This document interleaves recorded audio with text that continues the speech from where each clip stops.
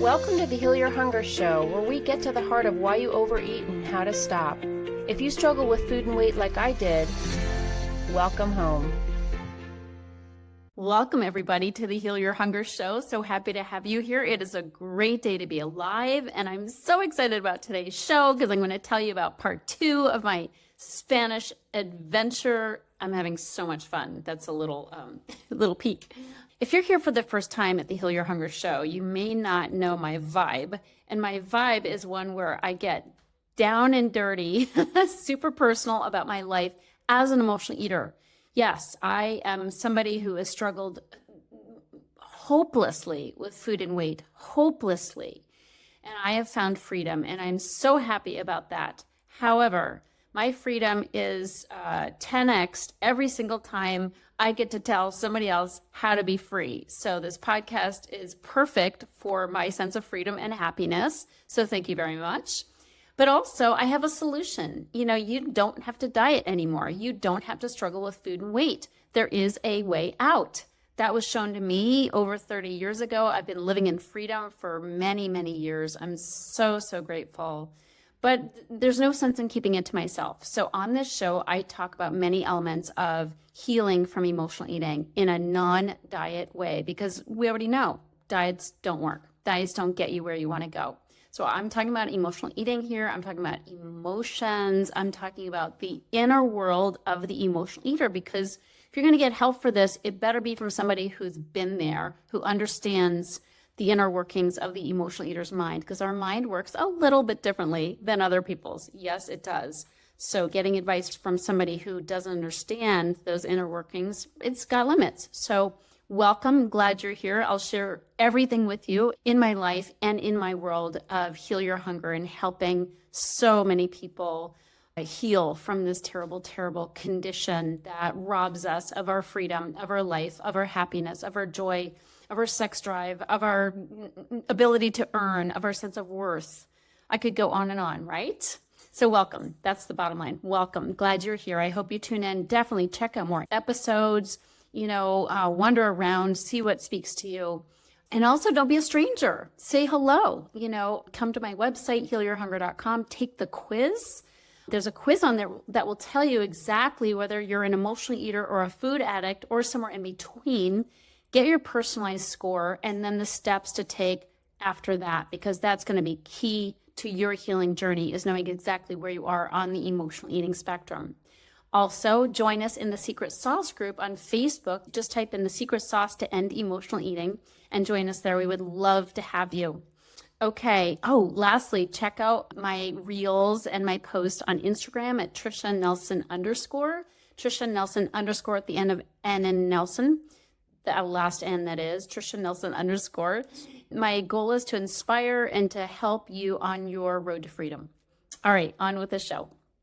A couple shows ago, I talked about my part 1 of my Spanish adventure. And to get you up to speed, if you haven't listened to my first part, I'm in Barcelona, and I have spent a week at a school. It's called Camino Barcelona, and it's a school that has over 500 students, probably close to 700 students, and it teaches you how to speak Spanish. And I learned Spanish as a kid. Oh, I didn't learn Spanish.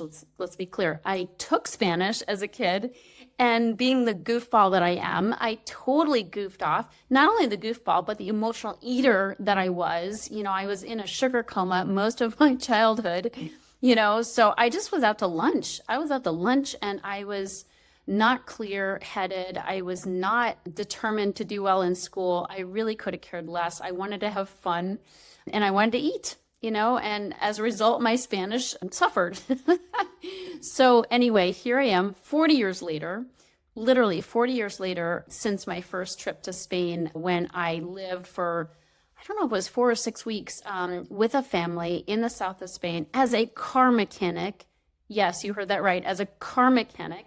I had a job in the town, and I changed tires and spark plugs and oil, and it was an adventure, to be sure.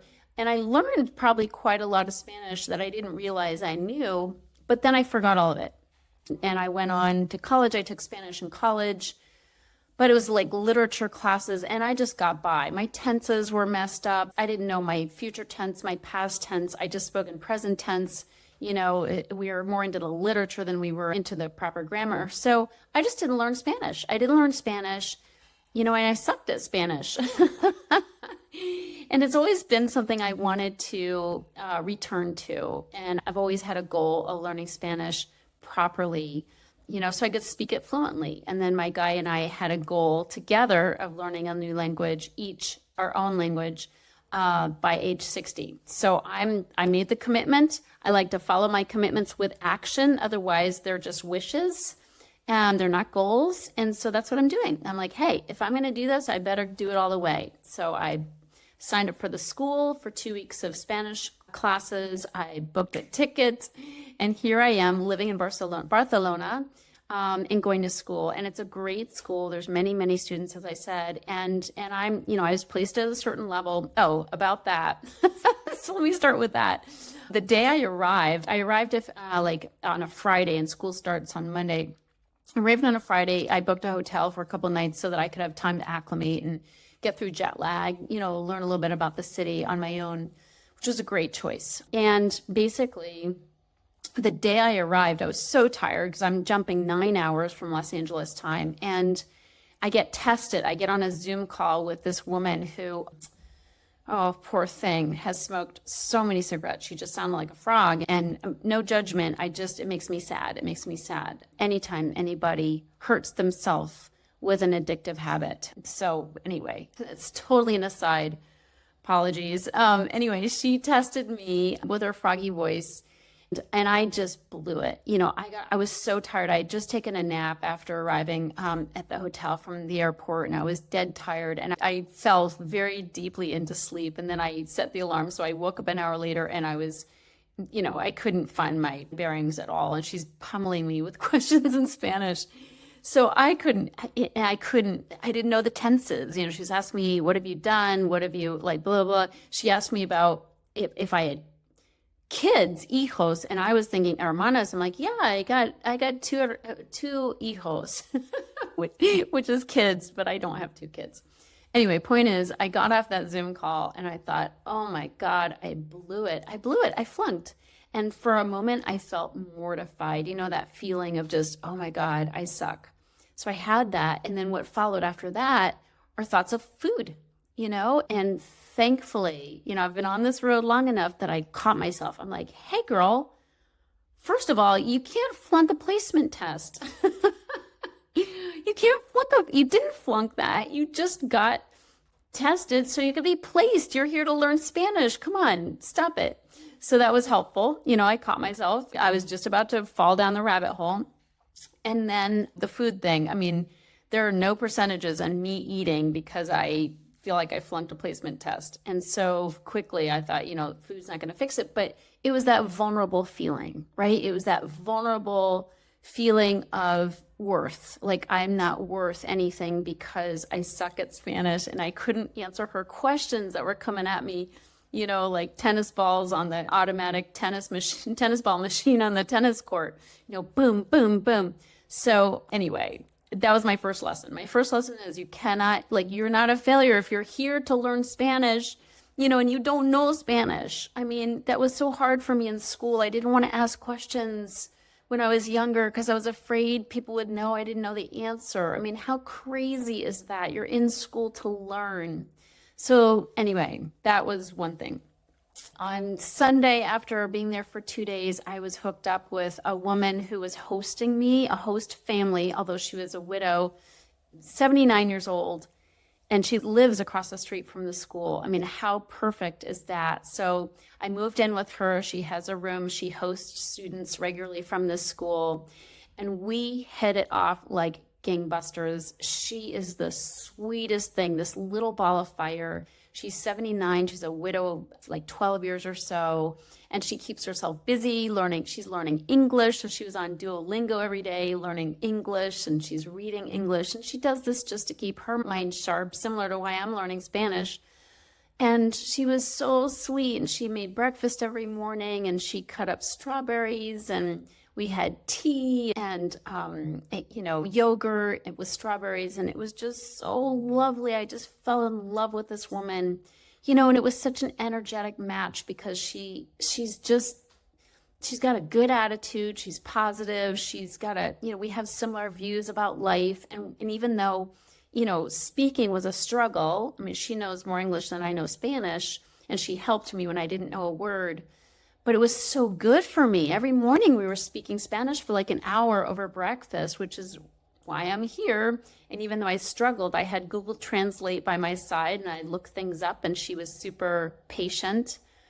And we got through it, but it was such a great match because we're both positive people and had similar outlooks on life. And I just fell in love with her.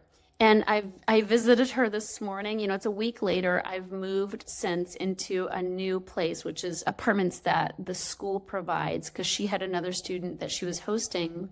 So I could only stay a week there. And then I came to the school apartments. And another lesson I learned is that, when I was at Angela's house, I thought, and she was right across the street from the school, so each break I could just go right across the street and be in my room at my computer and get a few things done.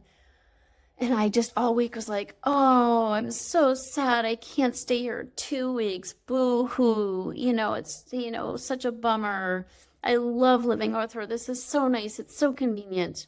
I don't want to leave. And so, I really wasn't like whining the whole time. I just saying this was in the back of my mind, this sort of sadness about it not lasting. Well, I pack up my things. I said goodbye to her. I go over to the apartment housing, and wouldn't you know, I'm in an awesome apartment, with a kitchen and I requested and paid for my own, room that had my own bathroom. So it's nice. But it's super nice. And I just figured I was going to, because I talked to other students who were in these teeny rooms and on the street with lots of street noise. Not me. Mine's in the back. It's very tranquilo. I have a kitchen and I'm across the street from the supermarket, supermercado, and it was great. And I just thought, isn't that just so funny? I think things can only be so good.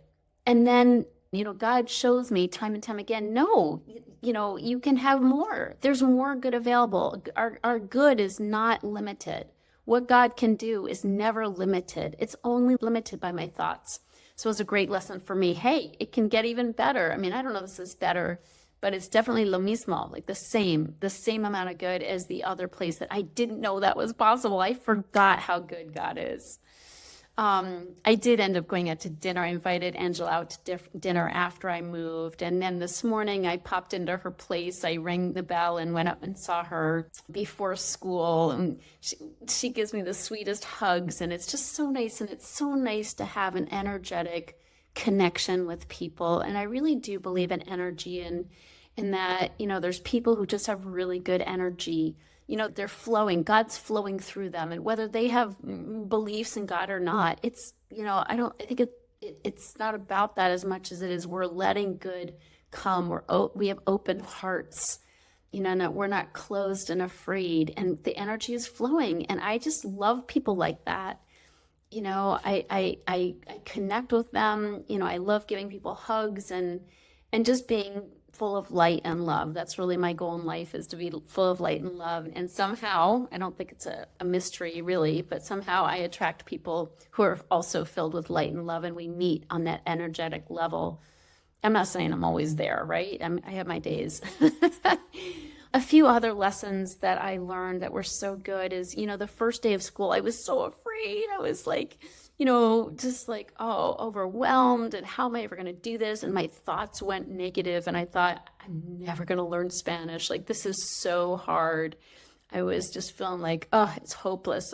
My Spanish is so bad, and what I did to comfort myself is I said, Tricia, your Spanish is never going to be as bad as it is today. Like, you're never going to be as ignorant as you are right now. And I have to tell you, that brought me comfort. I'm like, oh yeah, it can only get better from here. I am going to learn. Even if I learn slowly, I will improve. And I just want to share that because I think our minds can get so negative. I know for my clients, they're like, how am I ever going to overcome emotional eating? Or they have a setback and they're like, oh, it sucks. I'm never going to get there, blah, blah, blah. No, we're building a new life. We're building a new relationship with food. We're never going to be as ignorant as we are today. We're never going to be as inexperienced as we are today. It's only if we're working on ourselves, if we're in earnest and really putting in the effort, and I don't mean effort at changing your diet. In theory, that's a great idea, but I think most people who are listening know what's healthy food and what's not healthy food. And it doesn't change a damn thing when it comes to, time to eat, right? Or when we're sitting there at the grocery store with a craving to eat something ooey gooey and chewy. So knowledge is not enough, and the thing is that we have to realize that if we are working on ourselves, not only with knowledge, but with community and love and the grace of God, it will get better when we're in earnest and we're really working on the right things. Again, working on your diet won't get you there. You've done that. Please. You've done that plenty.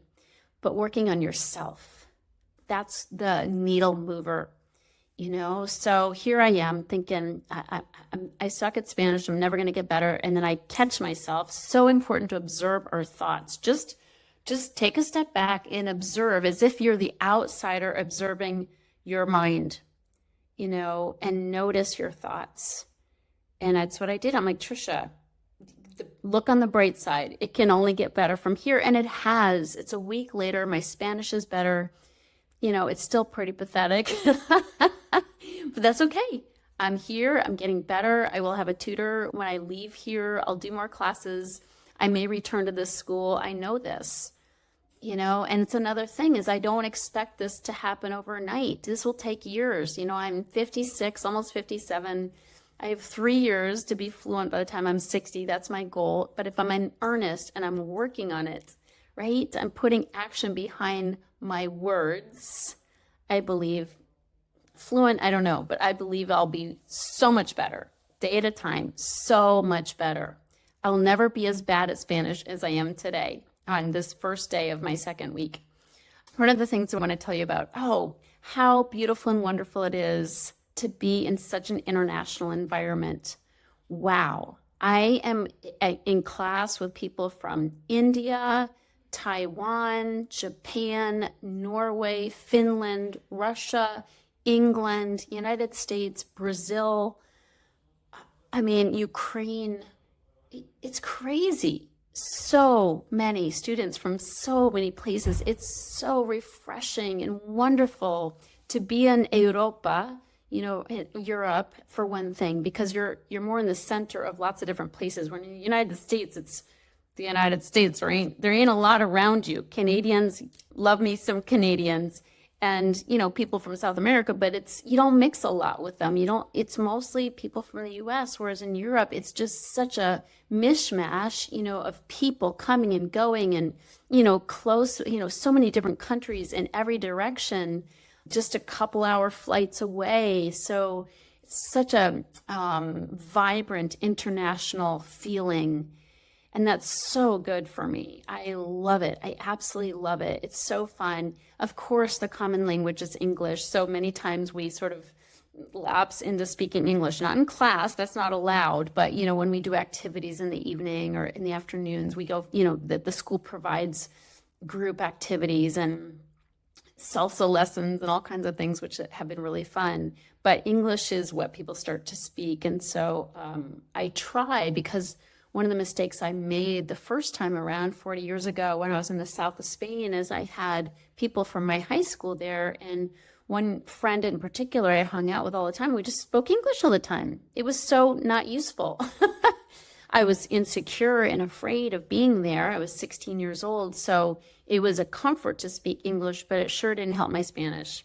So now I'm really trying to hang out with people that want to just speak Spanish. And I went for a long walk last night to a place in town. We took a metro, couple different lines to this kind of touristy spot, but it was evening and it had a beautiful view of the city. And she's from Brazil, and she speaks really good Spanish. She's in a much higher level than me. She placed higher, but we spoke Spanish the whole time. And even though, honestly, I only got probably a fifth of what she said, it was so much better for me and my Spanish to be listening to her and trying to speak with her. So I'm pushing myself to do that, not just do the comfortable, which is lapsing into English, but pushing myself to be uncomfortable so that I can do what I set out to do, which is to learn. So these are some of the things that I wanted to share with you. This is my part 2. I'm in my second week. I'm having a blast. I wish I could stay longer, but there's other things that I need to do. I will be sharing in episode part 3. I'll be sharing about my thoughts of the overall experience.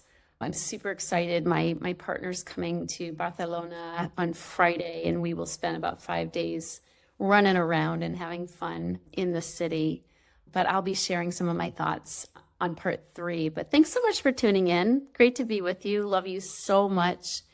And just know that there's nothing worth eating over. There's no pain. There's no uncomfortable feeling. There's no insecurity. And Lord knows we all know what that feels like, to feel insecure. But really, there's nothing worth eating over. Food only makes it worse. And I will say one of the blessings of being here is that I have 3 Meal Magic by my side every day. Every day it's 3 Meal Magic all the way. Otherwise, oh, Lordy, I wouldn't be so happy right now. It's not about the food. I don't want it to become about the food. And 3 Meal Magic, having healthy meals, still sticking to good proteins, good salads, greens and that kind of thing as much as I can.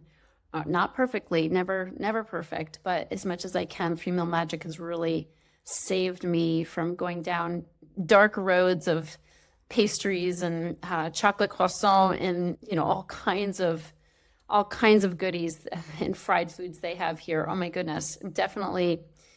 Barcelona is known for very good food, and I see it every day. And so 3 Meal Magic and Heal Your Hunger and all the ladies that I get to coach, you're all keeping me on the straight and narrow, and happily so. So I'm grateful. This is an amazing program, and I'm living proof of it. So love you all so much. I'll see you on the next show. If you're ready to get off the dieting roller coaster ride and finally make peace with food and with your body, talk to a Heal Your Hunger mentor about what steps you need to take based on your own history with food and weight. Go to healyourhunger.com and register for an emotional eating breakthrough session and see how fast you can experience real change. It's a complimentary evaluation, but there are limited spots available. So go to healyourhunger.com and register to speak with a mentor today.